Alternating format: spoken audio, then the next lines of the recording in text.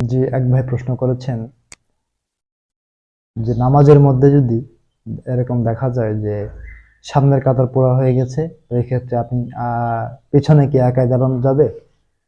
এখন কথা হচ্ছে যে নামাজের কাতার পোড়া করা এটা হচ্ছে জরুরি।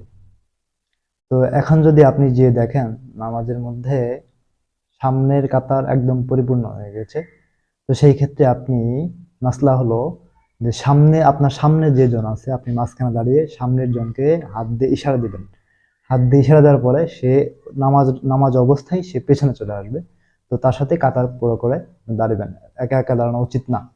এখন এই ক্ষেত্রে দেখা যাবে যদি আপনি এরকম হয় যে এখন থেকে মাছটা জানে না, তো আপনি নামাজের মধ্যে যদি তাকে ডাক দেন, হাত দিয়ে ইশারা দেন, তো সে রেগে গিয়ে পরে অন্য একটা বিশৃঙ্খলা হয়ে যেতে পারে। সেক্ষেত্রে যদি এরকম হয় যে আপনার সামনে দাঁড়ানোর কোনো জায়গা নেই, আর যদি আপনি তাকে পেছনে ডাক নিয়ে আসার জন্য ডাক দেন বা ইশারা দেন, সে রেগে যাবে, সে অজ্ঞতার কারণে। সেক্ষেত্রে আপনি পিছনে দাঁড়িয়ে অপারগ হলে পিছনে একা একা দাঁড়িয়ে নামাজ পড়া যাবে, কোনো সমস্যা নেই। তবে উচিত হলো কাতার মিলানো, কাতার পুরা করা।